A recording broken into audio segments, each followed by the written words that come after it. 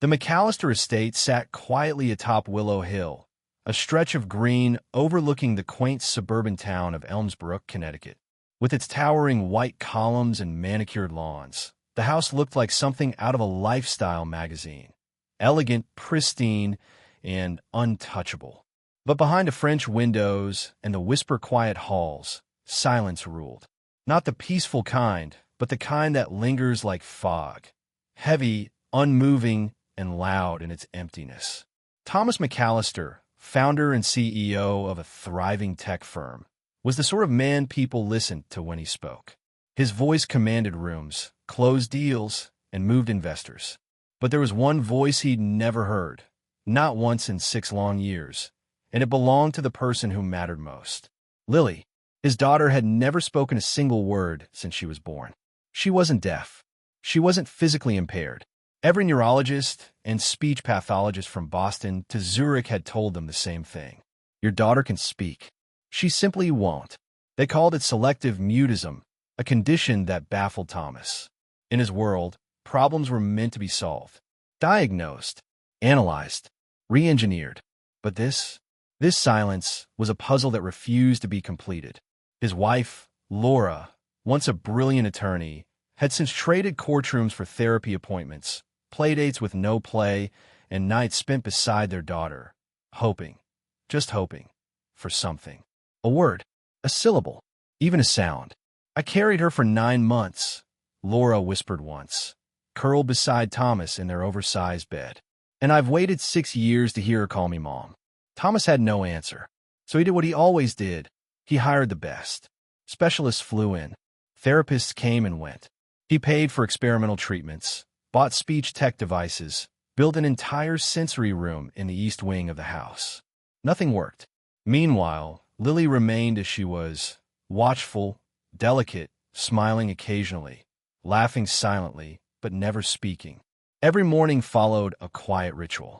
Laura prepared Lily's breakfast, which the child ate neatly and without fuss. Thomas skimmed emails on his tablet, sipping his espresso, glancing at his daughter with equal parts love and helplessness. Then came the silence. No good morning, Daddy. No can I play outside? No tantrums, no giggles with sound. Just her soft footsteps echoing down the hall. She wasn't unhappy. That was the strange part. Lily laughed. She just didn't vocalize it. She smiled at birds, at picture books, at her reflection in the pond behind their house. But even the friendliest of therapists couldn't coax out more than a nod or a gesture. Thomas began to wonder if she'd chosen silence over the world. It was on a particularly gray Tuesday morning in early April when the routine broke. Thomas was pacing in the living room, phone pressed to his ear, issuing sharp instructions to a board member in San Francisco. Across the foyer, Laura set down Lily's breakfast, oatmeal with blueberries and honey, just the way she liked it. But the bowl remained untouched.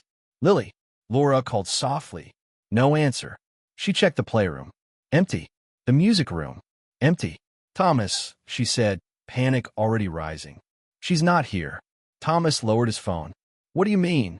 She's not in the house. In an instant, he was out the front door, sprinting barefoot across the stone path, heart hammering. Security wasn't an issue.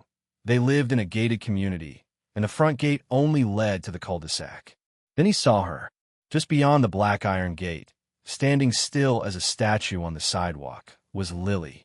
And in front of her was a man in a neon orange vest and work gloves, hoisting a trash bin into the back of a rumbling green garbage truck.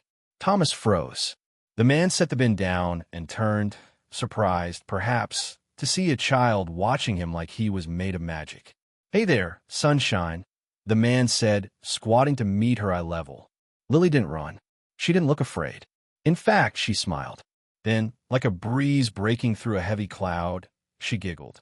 Not a loud laugh, not a burst of sound, but enough, a soft, breathy sound that stopped Thomas cold. He had never heard it before. Not from her. Lily, he shouted, rushing to the gate. Come here. Don't bother him. The man raised his hands gently. It's all right, sir. She's just saying hello. She doesn't talk. Thomas snapped, still breathless. The man looked at Lily again, smiling kindly. That's okay. Talking's overrated anyway. Laura reached them seconds later, panic fading into confusion as she took in the scene. Lily was still staring at the man like he was a character from one of her storybooks. The man gave a small wave. "I'm Sam, by the way. Sam Rodriguez." Thomas didn't respond. He was too stunned. His daughter had made a sound. Not for her mother. Not for him. But for a garbage man. As the truck pulled away and the echo of the engine faded down the hill, Lily remained by the gate, watching until it disappeared. Then she turned, walked back toward her parents, and, still smiling, took her father's hand. For the first time in 6 years, Thomas McAllister felt something shift. Not in her, but in himself. The silence wasn't gone, but it had cracked, and something was seeping through. The next morning, Lily woke up earlier than usual. Thomas noticed it not through any noise, of course not, but by the creak of her bedroom door and the soft pad of her feet down the hallway. He glanced up from his tablet, the screen still glowing with market updates and emails from Tokyo, and watched as his daughter padded past the breakfast nook without touching her oatmeal. Laura followed her with her eyes, spoon halfway to her mouth. "She didn't eat," she whispered. Thomas nodded slowly, setting the tablet aside. Lily walked straight to the front door and stood by the side window, her small frame barely tall enough to peek out. She placed her palms on the glass and waited, eyes fixed down the driveway. "Is she waiting for the garbage truck?" Laura asked. Her voice caught somewhere between disbelief and hope. "I guess she is," Thomas said, rubbing the back of his neck. At precisely 7:42 a.m., the familiar rumble of the green truck echoed up the street. The moment it appeared around the corner, Lily's face lit up, not with excitement, exactly, but something gentler. Anticipation, recognition. She didn't speak.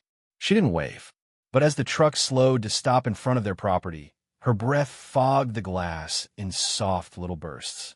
Sam stepped off the truck like he did every morning, gloves on, boots muddy, neon vest reflecting the pale spring sun. He looked up, saw her, and smiled. Then he tipped his cap like an old-fashioned gentleman. Lily smiled back, then pressed her hand against the window. Sam tapped his chest once, grinned, and got to work. That morning, Thomas said nothing. He just stood behind Lily, arms crossed, unsure what to feel. The same scene repeated itself the next day, and the next, until by the end of the week, it became a ritual. Lily would wake early, ignore her oatmeal, and stand by the window. At exactly 7:42 a.m., Sam Rodriguez would arrive. He'd smile, she'd smile back. Sometimes, she'd trace small shapes on the glass. Other times, she'd giggle silently at the way Sam pretended to chase a bird off a bin or how he'd mock stumble with a trash bag. By Monday of the following week, Lily did something new. She opened the front door and stepped outside. Laura gasped, nearly knocking over her coffee. Thomas was frozen halfway down the stairs. She didn't walk to the end of the driveway. She didn't speak. She simply stood by the mailbox as Sam pulled up and waved. An actual, visible wave, small but real. Sam parked the truck, stepped down, and this time crouched. "Morning, sunshine," he said. "Got something for me today?" Lily reached in her dress pocket and pulled out a tiny object. A purple marble. She walked forward, placed it in his gloved hand, and stepped back. Thomas walked outside then, barefoot again, face unreadable. "I'm not sure this is appropriate," he said, arms stiff at his sides. Sam stood slowly. "I'm not doing anything wrong, sir. She doesn't talk to anyone, not even us." "I know," Sam said. "That's okay." Thomas narrowed his eyes. "Why does she respond to you?" Sam shrugged, pocketed the marble like it was the crown jewel. "Maybe because I don't expect her to." That answer irritated Thomas more than it should have. Laura came outside then, wrapping her cardigan tighter around her.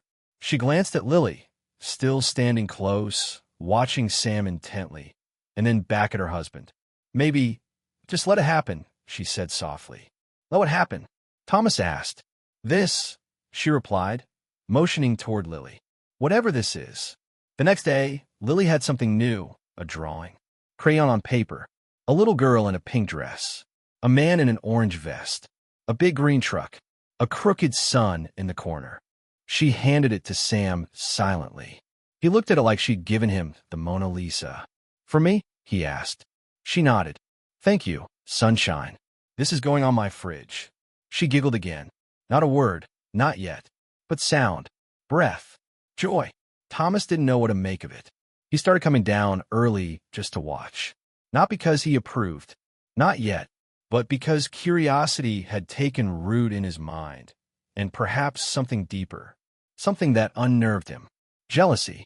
The word hit him one morning as he stood behind the glass, watching Sam crouch low again and tell Lily a story about a squirrel that had stolen his sandwich. She laughed, an actual audible sound this time, still faint but real. Laura whispered, "She's alive with him." Thomas felt his chest tighten. He was her father. He'd spent hundreds of thousands trying to help her, flown across continents, sat in countless waiting rooms, read every study, bought every device. And none of it had done what this man, this garbage collector, had managed with a smile and a silly story. That night, Thomas sat in his study long after midnight. He scrolled through articles about selective mutism, about trauma, about early childhood development. Then, almost on impulse, he searched Sam Rodriguez, Connecticut. Nothing notable at first, until he found an old article dated 8 years back. Preschool teacher suspended after alleged unapproved intervention with special needs child. He clicked. The article was vague. No formal charges. No lawsuits. But it detailed how a beloved teacher, Sam Rodriguez, had physically intervened in an incident involving a nonverbal student and the child's guardian. The school had let him go for liability concerns. Thomas stared at the screen. Something didn't add up. The comments were flooded with outrage. Not at Sam, but at the school. He did the right thing. I'd trust him with my own kid any day. My son never spoke until Mr. Rodriguez. Thomas closed the laptop, thoughts churning. He couldn't shake the feeling. Who was this man, really? And what exactly had he done that the rest of them couldn't? The next morning, at 7:42 a.m., Sam arrived as always. Lily stood, waiting with a drawing of a cat in a trash can. Thomas stepped outside and watched in silence. Lily handed over the drawing. Sam chuckled, pretending to gasp. That cat almost gave me a heart attack. Lily clasped her hands over her mouth, giggling uncontrollably. Thomas stared at her, his daughter, smiling, laughing, breathing joy. And he had never once made her do that. Maybe, he thought, just maybe, the question wasn't why she responded to Sam. Maybe the question was, why hadn't she responded to him? It was Friday when Laura finally spoke to Sam directly. Not just a passing nod or a polite smile from the porch, but actual words from one adult to another. Two people thrown together by something as unlikely as a little girl who didn't speak. Lily had just handed Sam a flower, a dandelion, its fluff already half gone. She'd picked it from the backyard and cupped it carefully all morning like it was a treasure. Sam accepted it like it was a medal. "You spoil me, sunshine," he said gently. Laura stepped forward, wrapping her sweater tighter around her arms. Her voice was hesitant but warm. "I don't even know your name." "I mean fully." Sam straightened and smiled. "Sam Rodriguez. I'm guessing you're Lily's mom." "Laura," she said, extending a hand. "McAllister." He took it, his glove still dusty, but his grip was gentle. "She's special," Sam said, glancing at Lily, who had sat down on the edge of the curb, now drawing on the concrete with a piece of chalk. Laura followed his gaze. "She is, and she doesn't let people in easily." I noticed. There was a pause, an awkward, searching silence that Laura finally broke. "Do you mind if I ask? How do you do it? I mean, she doesn't laugh with anyone. She doesn't give anything. And yet with you." Sam didn't answer right away. Instead, he pulled off one glove and scratched at the back of his neck. "I don't try to fix her," he said simply. "That's all." Laura tilted her head slightly. Sam looked back at Lily, who was now focused intently on outlining a crooked sun beside a stick figure with a round belly and a rectangle hat. His hat. "I used to work with kids," Sam said finally. "Before this." Laura's brows lifted. "Really?" "Yeah. Preschool teacher. Special ed, mostly." "Why'd you leave?" There was something in his eyes that shifted, just for a moment. A flicker, like a shadow passing behind glass. "I didn't," he said. "They let me go." Laura's lips parted, but she didn't press. She could tell from the way he kept his voice, even that it wasn't something he told people often. You know, Sam added, there was a boy, nonverbal like Lily, for years old. Sweet kid, scared of loud sounds, would freeze when people shouted. He paused. One day, his stepdad dragged him into the classroom, angry. Too rough, too loud. The kid was shaking. I stepped in, physically, got between them. Laura's throat tightened. What happened? School said I overstepped. Broke protocol. Liability risk. I lost my job. She swallowed hard. Were you charged? No, not even close. I wasn't wrong, just inconvenient. He said it without bitterness. Just fact. Laura looked at him with new eyes. Why didn't you fight it? A lawsuit, a statement, something. Sam shrugged. Didn't want to make it about me. I just wanted the kids safe. Lily stood then, dusting chalk from her dress, and walked over to Sam, holding up her finished drawing. He bent to look at it like it was the most important thing he'd ever seen. It's beautiful, he said. And that sun? Looks just like the real one. Laura watched, emotion catching somewhere deep in her chest. When Sam drove off moments later, Lily stood by the edge of the driveway, staring at the back of the garbage truck as it disappeared around the bend. Thomas had watched the entire interaction from behind the upstairs window. That evening, Laura told him everything. She described Sam's past, the incident at the preschool, the boy, the fallout. She told him about Sam's calm demeanor, his ability to make Lily feel safe, his refusal to expect anything from her. Thomas listened in silence. When she finished, he asked only one question. Why didn't he try to sue? Because he didn't care about being right, Laura said. He cared about the child. Thomas stood, walked to the window, and stared out into the darkened front yard. The shadows of the oak trees stretched across the driveway. The sidewalk where Lily had first giggled was now empty. But Thomas could still see her standing there, small and fragile, smiling at a man he didn't understand. He's just a garbage man, Thomas murmured. No, he's not, Laura said quietly. Thomas said nothing. He didn't sleep that night. The next morning, something strange happened. Lily didn't wait by the door. She didn't rise early or skip breakfast. She stayed curled in bed, her bunny clutched tightly to her chest. When Laura asked if she wanted to go outside, Lily shook her head. It was Saturday. No garbage truck. No Sam. Thomas felt something inside him stir. A strange ache, Gil perhaps. She misses him, Laura said softly, pouring coffee that neither of them touched. Thomas didn't reply. The following Tuesday, Lily rose early again. She stood at the door, like clockwork, 7:40 a.m. Thomas watched her from the kitchen. At 7:42, the truck arrived. This time, Thomas walked outside with her. He didn't speak. He stood beside his daughter as Sam stepped down from the cab. Sam looked at Thomas and gave a small nod. Thomas nodded back. No tension, no resistance, just a silent truce. Morning, Sam said, crouching down to Lily. You know what I saw yesterday? A raccoon in someone's recycling bin. Scared the life out of me. Lily giggled. Thomas watched her, the way her shoulders relaxed, the way her eyes lit up. And for the first time in his life, he wondered if he had been looking at the problem all wrong. Later that day, he opened his laptop again. This time, he didn't search Sam Rodriguez. He searched how to stop expecting things from your child. He found thousands of articles, but the one that stuck was a quote. Children are not problems to solve. They're people to love. Thomas closed the laptop. Outside, Lily was drawing again on the driveway, and he wasn't going to miss it. Thomas McAllister was not a man accustomed to uncertainty. He had built his company from the ground up. He had predicted market trends before analysts. He had navigated lawsuits, mergers, recessions, and once even a cyber attack that had crippled 3 of his competitors. In boardrooms and courtrooms, he thrived under pressure, made decisions swiftly, surgically, and without sentiment. But fatherhood was not a boardroom, and his daughter was not a business problem. Still, Thomas couldn't help but feel like he was losing control. Every morning, Lily waited for Sam Rodriguez. She brought him small gifts, buttons, leaves, drawings. She watched him with quiet fascination. She smiled more. She even hummed under her breath once, barely audible, but Laura had caught it and cried in the kitchen when she did. Thomas tried to convince himself that this was good. Progress even.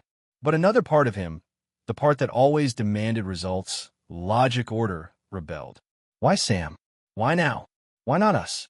He hadn't said anything out loud. Not yet. But Laura saw it. The way his shoulders tensed when the garbage truck approached. The way his jaw tightened when Sam crouched to talk to Lily. The way he never joined them fully, only watched from a distance, arms crossed. One evening, Laura decided to confront it. They were sitting on the back patio after dinner. Lily was inside, quietly coloring. The sky had turned to a watercolor wash of orange and purple. "Are you okay?" Laura asked gently. Thomas didn't look at her. "Of course. You're quiet. I'm watching." "Watching what?" He took a breath. "You don't find it strange that he just shows up and suddenly she reacts? After 6 years of nothing." "She's not nothing," Laura said sharply. Thomas sighed. "That's not what I meant." She softened. "I know." They sat in silence for a while. Then he said, "Do you trust him?" "I do," she answered without hesitation. "That easily?" Laura looked at him. "Thomas, I trust what I see. I trust our daughter's instincts. She's more sensitive than either of us ever realized. She's choosing him, and maybe that's the first real choice she's made." He didn't respond. Later that night, after Laura had gone to bed, Thomas sat in his office, staring at the monitor.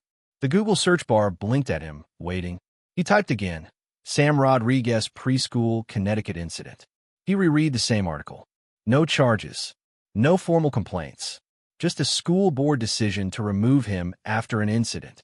It was vague, too vague for Thomas's liking.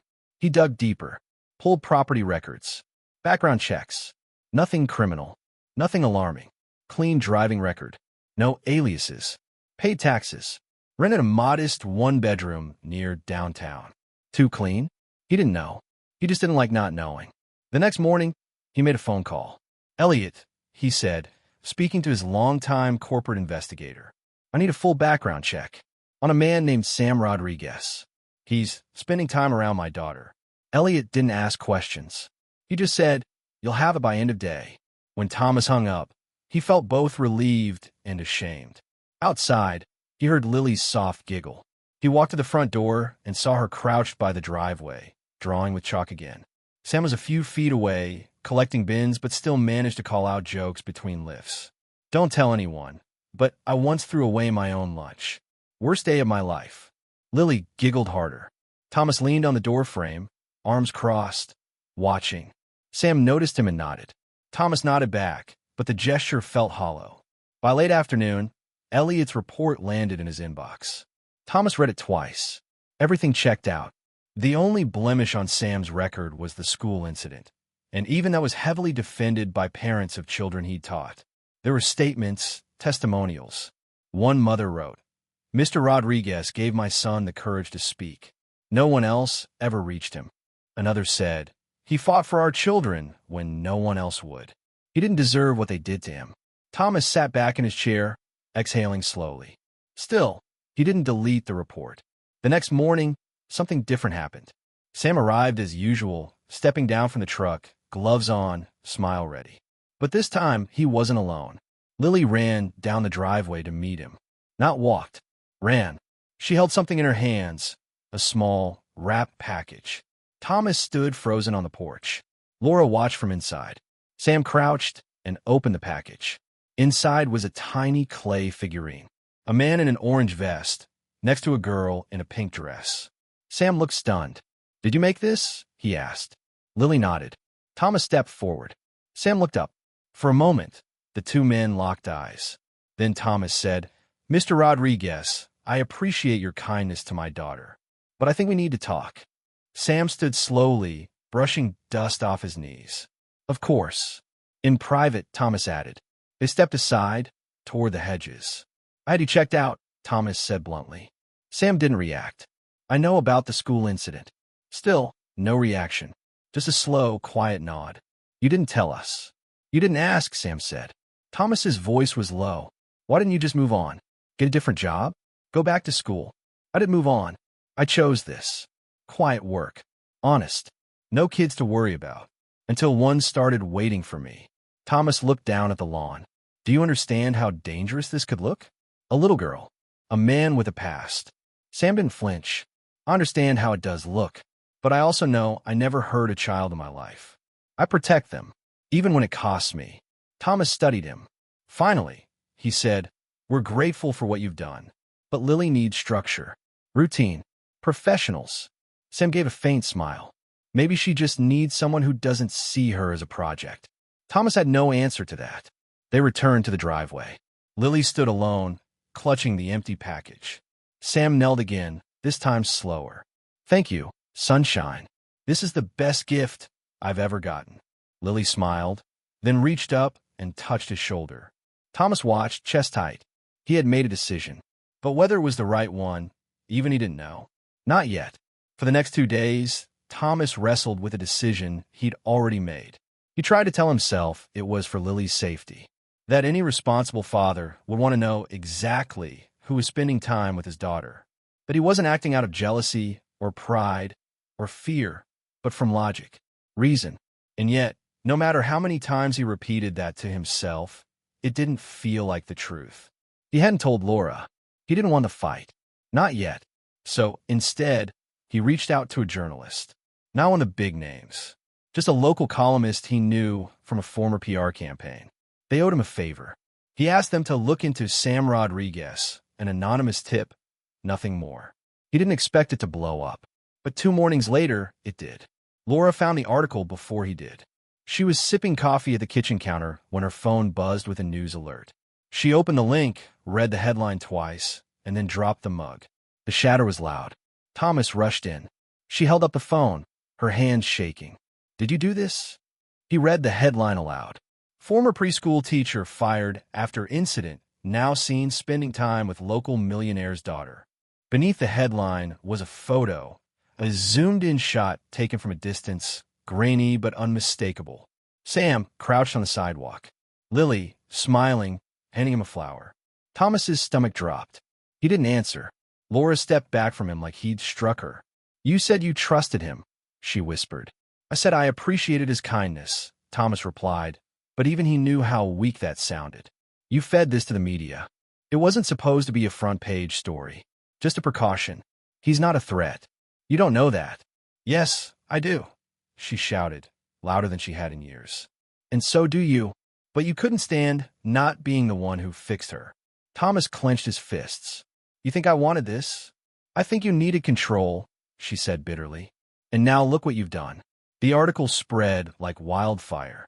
Within hours, it was shared on neighborhood forums, parenting groups, even a regional Facebook news page.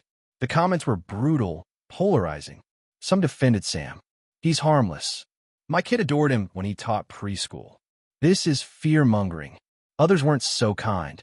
Why is a grown man spending time alone with a child he doesn't know? This is exactly how those stories start. Once fired from teaching, red flag. By noon, Sam was pulled off his garbage route. The waste management company issued a statement that he was under temporary administrative review. Lily waited by the window, as she always did. At 7:42 a.m., the truck didn't come.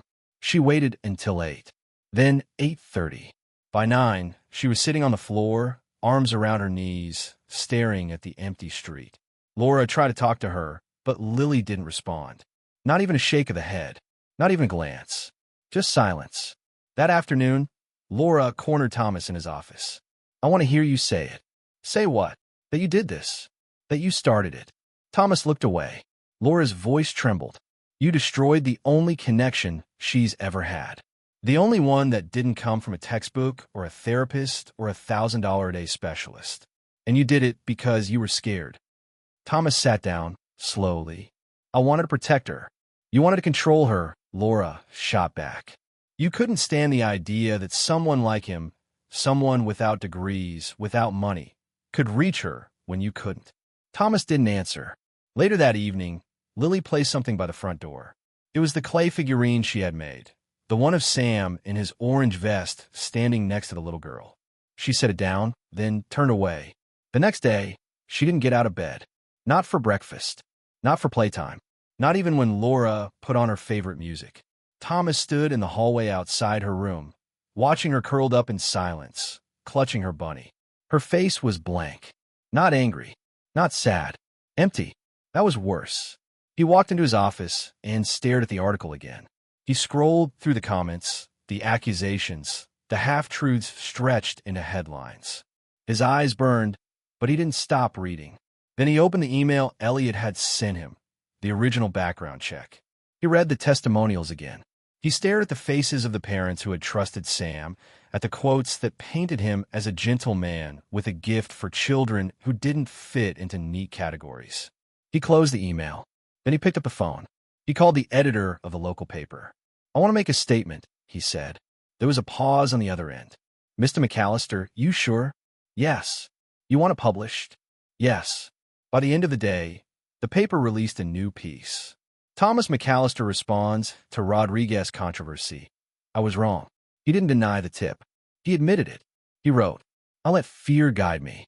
I mistook difference for danger. I made assumptions, and my daughter paid the price." He wrote about how Lily had not spoken in 6 years, about how in all that time, nothing reached her. Not technology, not experts, not even her own parents. But then came a man in orange overalls, with muddy boots and a gentle voice. And Lily smiled, and laughed, and began to live. He ended the statement with a line Laura had once said to him. "She's not a problem to solve. She's a person to love." The article went viral. For the first time, public opinion shifted in full. The waste management company issued a follow-up statement. Sam Rodriguez would be reinstated immediately. Thomas didn't tell Lily. He wasn't sure she'd believe him. But the next morning, at 7:42 a.m., the truck came. Laura saw it first. She ran to Lily's room, gently shaking her awake. "Come," she whispered. Lily opened her eyes slowly. She followed her mother down the stairs, barefoot, blinking against the morning sun. And then she saw him. Sam, standing beside the truck, waiting. Lily didn't run. She didn't smile. She just stood there at the edge of the driveway. Then, slowly, she reached into her pocket and pulled out the clay figurine. She walked forward. Sam crouched. "I missed you, sunshine," he said softly. Lily placed the figurine in his hand. Then she whispered a single word. "Stay." And for the first time, Thomas McAllister cried. Not out of guilt or fear or helplessness, but out of gratitude, because his daughter had just told him what she needed. And it wasn't perfection. It was presence. The days that followed were strangely quiet. Not the oppressive silence of before, but a different kind, fraught, uncertain, waiting. Like the house itself was holding its breath. Sam had returned to his usual route. At 7:42 every morning, the truck rumbled down the street, and Lily would be there, standing in her pink dress by the mailbox, waiting. He'd crouch, smile, listen to whatever she had to say, sometimes just a whisper, sometimes a soundless laugh, and then he'd be on his way. It became routine, and that routine brought comfort, but not peace. Not yet. Lily had changed. She still smiled when Sam came, but it didn't reach her eyes like it once had. She still drew pictures, still handed him little treasures, but her steps were slower. Her grip on her bunny tighter. And sometimes, when she thought no one was watching, she would sit at the edge of her bed and stare at the clay figurine, the one she had given to Sam, and he'd return gently, saying, "It belongs with you." Laura noticed it first. The way Lily flinched at the sound of raised voices, even on the TV. How she stood behind doorways instead of walking into rooms. How she checked the clock at least a dozen times between breakfast and Sam's arrival. "She's afraid," Laura whispered to Thomas one evening, as they sat in the kitchen. "Of what?" he asked, though deep down he already knew. "Of losing him again." Thomas rubbed his temples. "She won't. I made sure of that." "But can she believe it?" Laura asked. "After what happened?" Thomas had no answer. That night, Lily didn't sleep. She sat by her window, Bunny in her arms, eyes wide open. At midnight, the wind picked up. The trees outside rustled, and rain began to fall, first in gentle drips, then in steady sheets. By 1 a.m., the entire neighborhood was asleep, except Lily, and by 1:15, she was gone. She left no note, no sound, just a faint creak of the front door closing, barely audible beneath the rain. She walked barefoot down the driveway, through the wet streets of Willow Hill, the storm soaking her dress, her hair plastered to her cheeks. She didn't know exactly where Sam lived, but she remembered the general direction.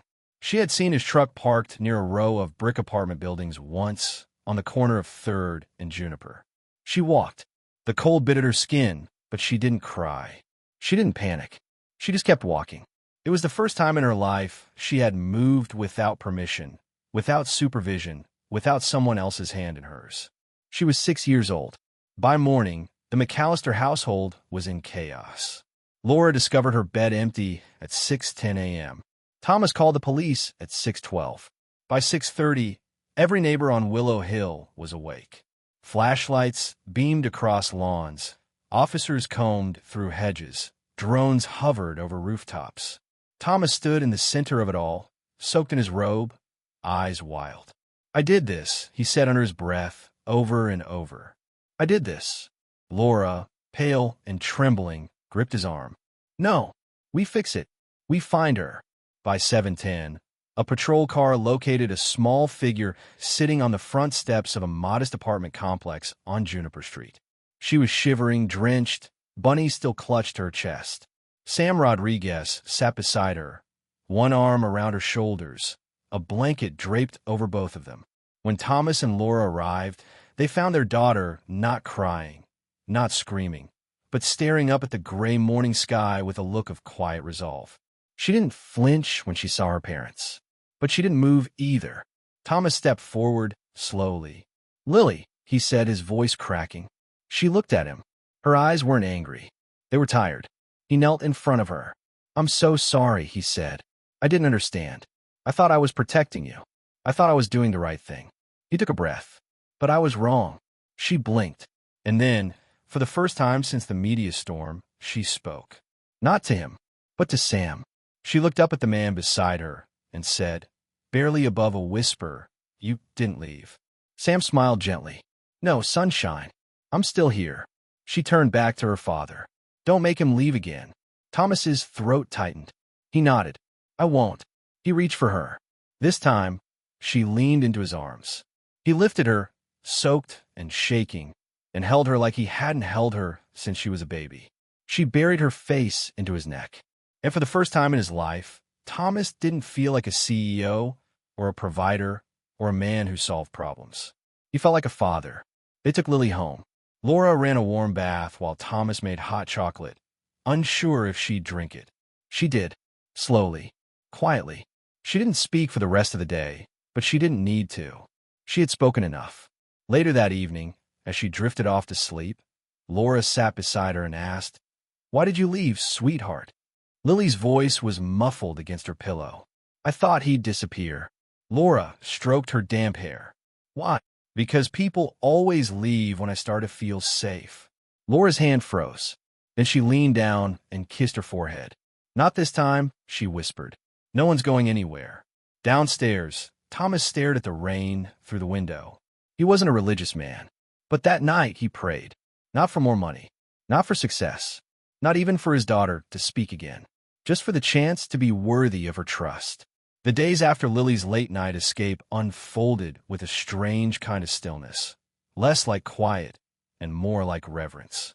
Like the house itself knew something sacred had happened, something fragile, something not to be disturbed. Lily didn't speak much, but she didn't hide anymore either. She came downstairs without prompting, ate her breakfast, waited by the front window for Sam, though now she didn't just watch.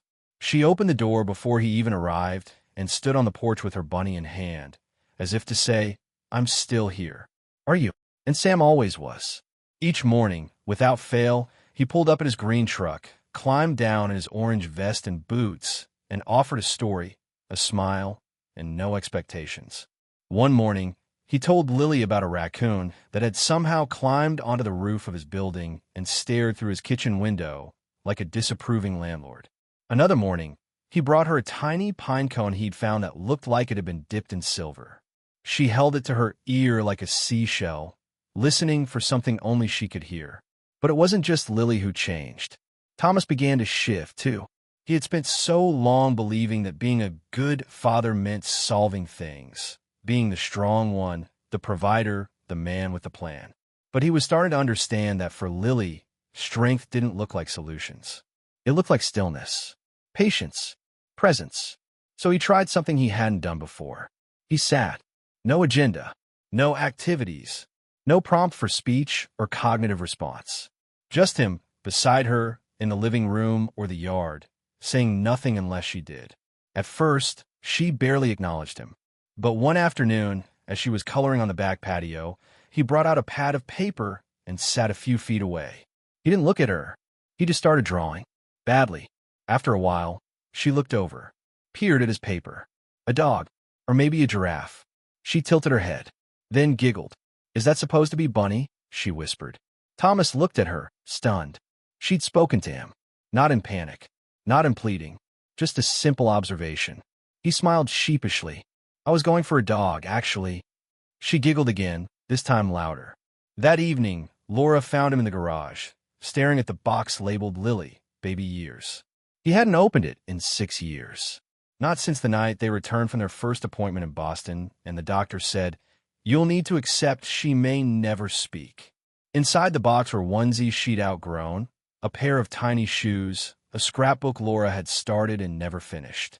Thomas held the items like relics. Not of loss, but of possibility. The next morning, Sam arrived later than usual. When he stepped down from the truck, he looked tired. His shoulders were tense, and he winced slightly as he bent to pick up a bin. Lily noticed immediately. "Are you okay?" she asked. Sam smiled through it. "Old bones. My back's complaining again." She frowned. Then she walked inside without a word. Thomas, watching from the porch, hesitated. But before he could speak, Lily returned with a small bottle of Laura's lavender hand lotion and a tiny microwavable heating pad shaped like a fox. She handed them both to Sam without a word. He looked at her, then at Thomas. Thomas shrugged. "She's better at empathy than most adults I know." Sam smiled. "She's better at a lot of things."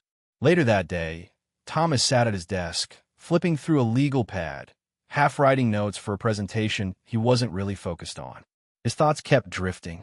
Eventually, he stood, walked out to the backyard where Laura was gardening. "I want to do something," he said. She looked up, shading her eyes from the sun. "What kind of something?" "For Sam. For Lily. For all of this." She studied him. "I was thinking, what if we started a community group? For parents of nonverbal children. A place without pressure. Just stories. Support." Laura blinked. Then she smiled. "You're learning," she said. Thomas smiled back. "Trying." They started small. 2 weeks later, the McAllister home hosted a modest gathering. 5 families, including a single mother whose son hadn't spoken since a traumatic car accident, and a couple whose adopted daughter communicated only through drawing. Sam was there, too. Not as a guest speaker, not as a miracle worker, just as himself. He sat quietly in a lawn chair, sipping lemonade, occasionally chiming in when someone asked about his experience. Lily stayed close to him, occasionally tugging his sleeve and whispering something in his ear. Each time, he nodded, smiled, and responded like they were speaking the same language, because maybe they were. That evening, after the last guest had gone, Lily crawled onto the couch beside her father. He looked at her, surprised. She rarely initiated closeness. She leaned her head against his arm. After a while, she whispered, but didn't leave. Thomas turned to her. "No," he said. "I didn't." She was quiet for a long time. Then, in the smallest voice he'd ever heard, she said, "Are you still scared?" He hesitated, then answered honestly, "Sometimes, but not of you. Never of you." She looked up at him. "Me too." And in that moment, he realized something profound. She hadn't just been afraid of losing Sam. She had been afraid of losing them all. And somehow, despite everything, she was still willing to try again. Still willing to trust. Not because they deserved it, but because she needed to believe someone would stay. That night, Thomas read her story. Not to fix her, not to teach her anything, just because she asked. And afterward, when he kissed her forehead, she whispered, "Thank you." 2 words. The second full sentence she'd ever spoken to him. And somehow, they meant more than anything he'd heard in his entire life. The idea had been growing in Thomas's mind for weeks, quietly taking shape, like a seed sprouting beneath the surface. It wasn't just about Sam. It wasn't just about Lily. It was about all the things he had misunderstood for years. about the way he had looked at people who didn't fit, about how quickly he had dismissed the quiet ones, the unseen ones, the ones who didn't announce their worth in loud, marketable ways. He had mistaken stillness for absence. Now he knew better, but knowing wasn't enough. He had to say it, out loud. The opportunity came sooner than he expected. The Elmsbrook Community Council was hosting its annual town forum, a relatively low-key event where parents, educators, and local workers gather to share concerns, ideas, and plans for the neighborhood. In previous years, Thomas had sent a representative or made a donation in lieu of attendance.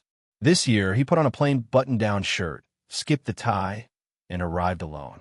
Laura stayed home with Lily, who was curled up on the couch with Bunny and a stack of picture books. When Thomas kissed her forehead before leaving, she looked up at him and whispered, "Tell them." He didn't ask who them was. He already knew. The forum was held in the community center's modest auditorium. The room smelled of old carpet and new coffee. Fold-out chairs lined up in neat rows, a table of stale muffins in the back, and a small podium at the front under flickering fluorescent lights. Sam was there, seated quietly near the back. He didn't see Thomas at first. The first few speakers were routine, complaints about traffic, suggestions for a new crosswalk near the elementary school, a presentation on composting initiatives. Then the moderator asked if anyone else wished to speak. Thomas stood. All eyes turned to him. There was a murmur. People recognized him. Thomas McAllister, tech magnate, man of few words and fewer appearances at events like this. He walked to the podium, his footsteps slow, deliberate. He didn't bring notes. He didn't need them. "Some of you know me," he began. "Most of you probably don't, outside of my last name. I'm not here tonight as a CEO, or a donor, or a homeowner. I'm here as Lily's father." He paused. The room was quiet. "For 6 years, my daughter didn't speak. Not a word. Not even a sound. We tried everything. Specialists, clinics, equipment, books. We flew across the country. Across the ocean. We spent more money than I care to admit." Another pause, and none of it worked. He glanced toward the back of the room. His voice softened. Then one day, she met someone who didn't try to fix her. He just said, "Hi, sunshine," and kept showing up. Every morning. No pressure, no plan, just presence. Sam looked up. Thomas continued. "I didn't understand it. I was afraid of it. So I tried to control it. I questioned his past. I made calls. I leaked information. I fed the doubt." He took a breath. "And I was wrong." The words fell heavy in the room. "I hurt a good man's reputation. I broke my daughter's trust. And I nearly destroyed the one thing that had finally reached her." He looked down for a moment, gathering himself. When you spend your life believing that problems exist to be solved, you forget that people don't work like code, that children don't bloom under pressure, that silence doesn't always mean brokenness. Sometimes it's a language of its own. He looked back at the audience. At the heart of this town, this community, are people like Sam Rodriguez. People who listen. People who show up. Not because it's their job, but because they care. He turned slightly, making direct eye contact with Sam. "I owe you more than an apology. I owe you my respect, my gratitude, and my daughter's smile." Sam said nothing, but his eyes were glassy. Thomas stepped down from the podium. There was no applause, just silence, but not the awkward kind, the reverent kind, the kind that holds weight. When the forum ended, Thomas approached Sam near the back. They stood for a moment, not speaking. Then Thomas extended his hand. Sam took it. Neither said, "I forgive you." They didn't need to. The next week, something remarkable happened. Lily asked to go to the library. She had never made that kind of request before. Laura and Thomas exchanged surprised glances, then quickly got her dressed. At the library, Lily walked straight to the children's section and picked out 3 books. Then she asked, "Can we invite Sam here?" Laura knelt beside her. "Of course." "Why?" "Because he should tell stories." A week later, Sam stood in front of a small group of children at the library, a book in his hand and Lily sitting cross-legged in the front row, her bunny tucked under one arm. He read in a calm, animated voice, bringing the characters to life. Lily listened, rapt. Afterward, other children ran up to him with drawings. Parents approached with questions. And somewhere, quietly, a movement began. The library invited him back. Then the school. then the community center. They didn't call it therapy. They called it story hour. Lily attended every session. One afternoon, she brought her own drawing. It was a house, not as big as theirs, but cozy. In front of it stood 3 figures, a man in orange, a girl in pink, and a man in blue, hand in hand. When Thomas saw it, he asked, "Is that me?" Lily nodded. "Is this our house?" "No," she whispered. "It's where people listen." Thomas placed the drawing on the refrigerator at home, not because it was perfect, but because it was true. And for the first time in years, the McAllister home wasn't just a place of silence. It was a place of presence. The first time Lily read aloud in front of someone other than her parents was on a rainy Thursday afternoon. It happened quietly, without fanfare or preparation. Laura had taken her to the library for their now weekly tradition, story hour with Sam. But that day, Sam had arrived late, stuck behind an overturned delivery truck on the highway. The small circle of children fidgeted on the carpet, their parents murmuring about whether to wait or reschedule. Lily, clutching her favorite book in her lap, sat still. She looked around. Then, without saying a word, she stood up, walked to the front of the room, and opened the book. No one moved, not even Laura. Lily cleared her throat, and then, in a small, soft voice, she began to read. The words came haltingly at first, like stepping stones across a creek, uncertain and slippery, but she kept going. With each page, her confidence grew. Not loud, not dramatic, but steady, real. The room was silent. When she finished, no one clapped. Not because they weren't moved, but because no one wanted to break the moment. Then one little boy said, "Can she read another one?" Lily looked at Laura, who nodded. She chose a second book. This time, she smiled as she read. Sam arrived 15 minutes later, breathless and apologetic. He found Lily at the front, finishing the last sentence of the story with calm assurance. He stood at the back of the room, arms crossed, watching with quiet pride. Afterward, he knelt beside her. "You stole my job, sunshine," he teased. She giggled. "You were late." "That's fair," he said. "You were amazing." She looked at him seriously. "I want to read again. Next week." "You should." And so she did. From that point on, Story Hour wasn't just about Sam. It was about Lily, too. She didn't read every week, and she didn't always choose long books. Sometimes she brought her own drawings and told stories with pictures. Other times, she whispered a single sentence and let Sam do the rest. But she was there every time, present, participating, speaking. Word spread. Other parents began bringing their children, especially the quiet ones, the ones who didn't like crowds, the ones who didn't speak often or at all. Lily became a symbol, not because she was perfect, but because she was brave.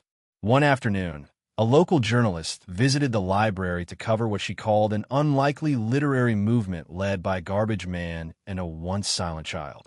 The article went viral. Headlines read, "The Girl Who Spoke Through Stories. How Listening Healed a Family and a Town."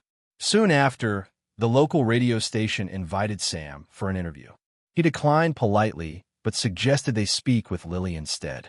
Laura hesitated when the invitation arrived. "She doesn't have to do it," she told Thomas. "It's a lot. It's public." But Thomas surprised her. "If she wants to, we let her." They asked Lily that night at dinner. She thought for a long time, pushing her peas in a circle on her plate. Finally, she looked up and said, "I want to tell my story. For kids like me." Thomas leaned forward. "What story would you tell?" Lily paused. "Once, there was a girl who didn't speak because the world was too loud." Laura's breath caught. "She wasn't broken," Lily continued. "She just needed someone who didn't ask questions, who just waited." Thomas reached for her hand. She smiled at him. The radio interview was pre-recorded, done in a quiet studio with just one host, soft lighting, and Laura beside her. The segment was called Voices We Almost Missed. The host asked gentle questions about Lily's favorite books, her drawings, how she felt when she first met Sam. Lily answered in full sentences, slowly, thoughtfully. She even laughed once. Near the end, the host asked, "If there's one thing you wish grown-ups understood about kids like you, what would it be?" Lily didn't hesitate. "Don't try to fix us," she said. "Just sit with us until we're ready." The interview aired the following week. Thomas listened from his office, Eyes closed, the sound of his daughter's voice filling the space that had once felt so sterile, so cold. He wept, not from sadness, from awe, because the little girl who had once lived in silence had become a storyteller. Not just with words, but with presence, with patience, with empathy. One evening, a letter arrived in the mail.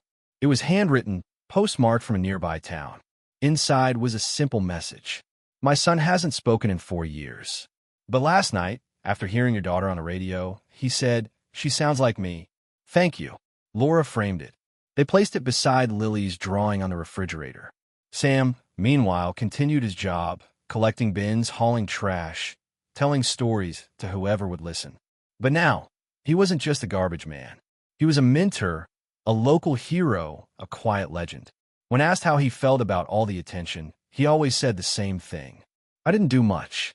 I just showed up." But Thomas knew better. Sam had done what no one else dared to do. He had seen Lily not as a case to solve or a challenge to overcome, but as a person. And in doing so, he had given her the most powerful gift anyone can offer, the space to become herself. One night, as Lily was brushing her teeth, she looked at Thomas in the mirror and said, "I think I want to write a book one day." He met her eyes in the reflection. What would it be about? She grinned, foam at the corners of her mouth. A girl who didn't speak until she found someone who listened. Thomas smiled. "I'd read that book." She looked at him. "Maybe you can help me write it." He paused, then nodded. "I'd be honored." Summer came slowly to Elmsbrook. The air grew warmer, the trees fuller. The sidewalks filled with the scent of fresh grass and open grills. Children rode bikes down Willow Hill without jackets, their laughter echoing in the late afternoons. Life unfolded as it always did, unhurried, predictable, and yet subtly changed. At the McAllister house, the change was visible, not in the furniture or the paint or the layout of the rooms, but in the way they were used. Lily now spent her mornings in the garden, sometimes with Laura planting herbs, sometimes with Thomas reading side by side. The sensory room that once felt like a sterile lab now held pillows, books, art supplies, and a growing wall of Lily's drawings. Dozens of scenes of ordinary wonder. Trash trucks, pine cones, stick figures holding hands under sunny skies. The clay figurine of Sam still sat by her window. She cleaned it gently every few days, never letting the dust settle. Each morning, she waited not just for the truck, but for the conversation. Sometimes Sam would only wave. Sometimes he'd crouch and tell a full story. Sometimes Lily would speak first, asking a question or offering a joke. The words came slowly, but they came. Not because anyone forced them, but because she now knew they'd be heard. Thomas had changed too. He still worked, still led meetings, and reviewed contracts and managed investors. But he no longer woke at dawn in a rush to conquer the day. Some mornings he made Lily's breakfast himself. Others, he simply sat at the table, coffee in hand, listening as she described a dream or pointed at clouds she thought looked like animals. He didn't try to steer the conversation. He was learning to just be there. One evening, as the sun dipped low behind the hills, Thomas and Lily sat on the back porch, wrapped in a shared blanket. Laura was inside, finishing dinner. Bunny was beside them, slightly worn but still loved. Lily pointed up at the sky. "Do you hear it?" she asked. Thomas listened. The wind rustled the leaves. A dog barked in the distance. A car passed down the hill. "I hear a few things," he said. "What do you mean?" She tilted her head. "The stars. They sound like quiet happiness." He smiled. "That's a beautiful thought." Lily leaned against him. "I didn't know what happiness sounded like before," she said. Thomas held her a little tighter. "What does it sound like now?" She was quiet for a moment, then whispered like stories and laughing and no one walking away. He swallowed hard. "I used to be afraid you'd never speak," he admitted. "I used to be afraid you'd stop trying," she replied. He looked down at her. "I almost did," he said, "but I'm glad I didn't." She nodded. "Me too." Later that night, after dinner and dishes and the soft routine of bedtime, Lily sat up in bed with a notebook in her lap. She had begun writing, not long pages but short entries, drawings with captions, fragments of stories. She called it her book. Thomas walked in, expecting to say goodnight. But she looked up and asked, "Can I read you something?" Of course. She cleared her throat and began. Once upon a time, she read slowly, there was a girl who thought she was broken because she didn't speak. But one day, someone told her she didn't have to be fixed, that she was already whole. She glanced up at him. Then what happened? He asked. She smiled. She started speaking, not because she had to, but because she wanted to tell the world it was okay to be quiet too. He sat beside her on the bed. Is that girl you? She nodded. Do you think other kids feel that way? He asked. I think a lot of them do, she whispered. He touched her notebook gently. Then you should finish this book. I want to, she said. I want other kids to know they don't have to shout to be heard. Thomas felt something shift inside him again. Over the months, he had watched his daughter transform, slowly, bravely, tenderly. But in truth, he had been changing too. She had taught him that vulnerability wasn't weakness, that love wasn't loud, and that presence was more powerful than any solution. A week later, Lily stood in front of her first classroom, not as a student, but as a guest. Sam had helped arrange it with the local elementary school. She held her notebook in both hands, facing a room full of squirming first graders. Laura stood at the back of the room. Thomas did too. She read 3 short pages. When she finished, one of the children raised a hand. Were you scared to talk? The boy asked. Lily nodded. I still am sometimes. But you do it anyway. She nodded again. Because now I know it's okay to take time. There were no loud cheers. No applause. Just quiet understanding. The teacher later told Thomas, I've never seen the class sit that still. That evening, as the McAllisters sat on the porch again, watching fireflies blink across the yard, Thomas whispered something to Laura. She wasn't the one who needed fixing. Laura took his hand. Maybe none of us did. Maybe we just needed to listen better. Sam stopped by later that night. Not in his truck, just on foot, holding a small wooden box. He handed it to Lily. Inside was a tiny hand-carved figure of her bunny. Lily's eyes widened. You made this? Sam nodded. I thought Bunny could use a friend. She held it close. I'm going to write you into my book, she said. Sam smiled. Make me tall and handsome. Lily giggled. Thomas watched the two of them, a man who had once been labeled a risk, and a girl who had once been labeled broken, now standing together like equals. Not a miracle, just people who had taken the time to hear each other. As Sam left, Lily turned to her father. Do you think stories can change people? He nodded. I think they already have. That night, as she drifted off to sleep, Bunny and his new wooden friend tucked under her arm, Thomas stood at the doorway and whispered, Good night, my storyteller. Lily smiled in her sleep, and somewhere in the quiet, soft darkness of the room, happiness made a sound. It wasn't loud. It wasn't dramatic, but it was real, and it was enough.